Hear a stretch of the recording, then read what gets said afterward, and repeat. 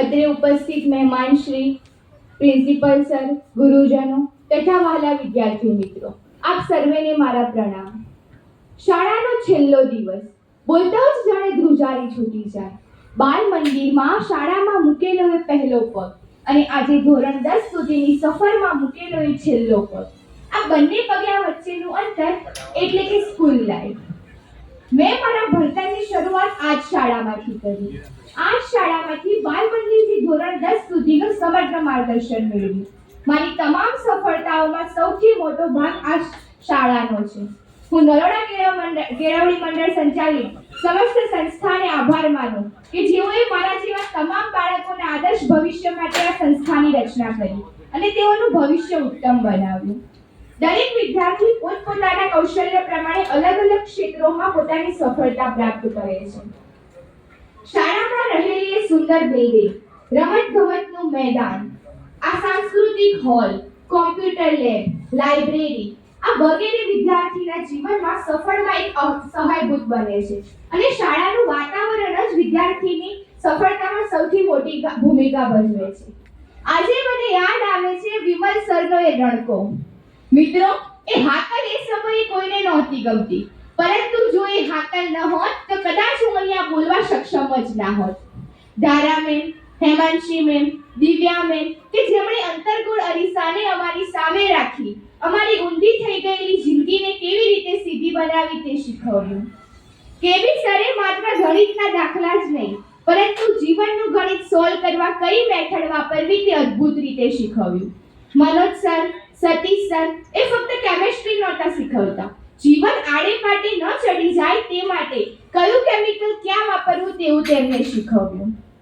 ક્રીના મેમે ફક્ત જૈવ વિજ્ઞાન નથી શીખવ્યું, તેની સાથે સાથે હૃદયને ધબકતું રાખવા માટે અંગ્રેજના કેવી હોવી જોઈએ તે શીખવ્યું.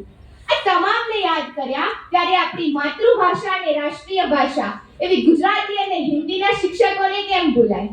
હેમંત સરે ગુજરાતીના પાઠ કાવ્યો અને વ્યાકરણની સાથે સાથે તમામ વિષયોની ગુથ્થીઓ સુલઝાવવાની પદ્ધતિઓ શીખવાડી. ટાઈમિંગ સાથે પોતાના અભ્યાસને ક્યાં મેનેજ કરવું તે શીખવ્યું અને પેપર લખવા ટાઈમિંગ સાથે પૂર્ણ કરવા અવનવી પદ્ધતિઓ શીખવાડી. વિનય સર, રેખા મેમ, આશા મેમ કે જેમણે ગુજરાતી હિન્દીના વ્યાકરણ સાથે સાથે જીવનમાં આવતી વ્યાકરણ રૂપી મુશ્કેલીઓ સામે કેવી રીતે લડવું અને તેમાં કઈ રીતે સફળતા પ્રાપ્ત કરવી તે શીખવ્યું. શાળામાં ચાલતા સીવણ અને ઈસીના કોર્સમાં ભાવિકા મેમ અને મિરર મેમ પાસેથી પણ એક નવું માર્ગદર્શન મળ્યું. આમ શાળાના તમામ શિક્ષકો પાસેથી દર સમયે એક નવું માર્ગદર્શન મળતું હતું અને આ સમગ્રમાં પિતા તરીકેની એક અહમ ભૂમિકા ભજવનાર એટલે પ્રિન્સિપલ સર કે જે હંમેશા દરેકને મોટિવેટ કરવાનું શીખવતા હતા. શાળાના તમામ શિક્ષકો દરેક વિદ્યાર્થીઓને વિદ્યાર્થી તરીકે નહીં પરંતુ પોતાના બાળક તરીકે જ અભ્યાસ કરાવતા હતા અને જો કોઈ વિદ્યાર્થીને તેની વાતમાં મૂંઝવણ હોય તો શાંતિથી તેનું સમાધાન લાવતા હતા. મારું સેકન્ડ હોમ એટલે મારી શાળા અને મારું સેકન્ડ ફેમિલી એટલે મારા શાળા પરિવાર અને પ્રિન્સિપલ સર. મારું ઘડતર તો મારા માતા-પિતાએ કર્યું, પરંતુ તે માતા-પિતા સાથે કેવો વ્યવહાર કરવો એ મને મારા શાળા પરિવારે શીખવ્યું. આજે હું મારા સમગ્ર ગુરુજનો તથા પ્રિન્સિપલ સરનો આભાર માનું કે જેઓએ મારા જીવનમાં એક અહમ ભૂમિકા ભજવી. કદાચ આ નરોડા કેળવણી મંડળ અને શાળા પરિવારનો સહકાર ન હોત તો આજે હું આ સફળતામાં પ્રાપ્ત ન કરી શકત.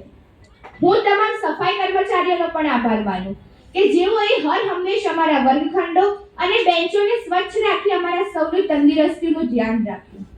મારી સ્કૂલ એ મારા જીવનનું એક યાદગાર પાનું છે જેને યાદ કરી મારી આંખોમાં આંસુ અને મોઢા પર સ્મિત આવ્યા વગર રહે જ નહીં.